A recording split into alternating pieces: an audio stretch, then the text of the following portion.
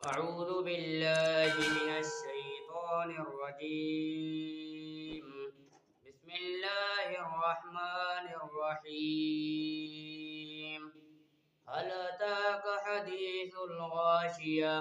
وجوه يومئذ خاشعة عاملة ناصبة تصلى نارا حامية تسقى من عين عانية ليس لهم طعام إلا من ضريع لا يسمن ولا يغني من جوع وجوه يومئذ ناعمة لسعيها راضية في جنة عالية لا تسمع فيها لاغية فيها عين جارية فيها سرر مرفوعة وأكواب موضوعة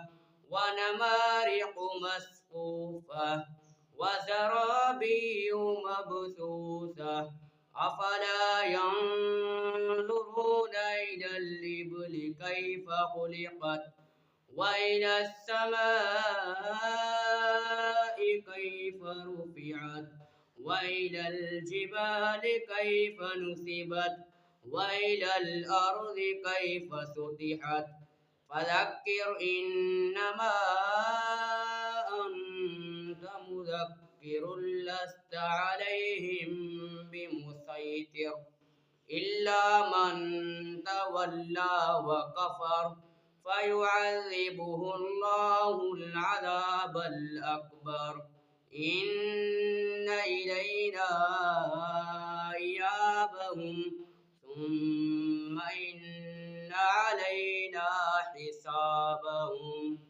صدق الله العظيم.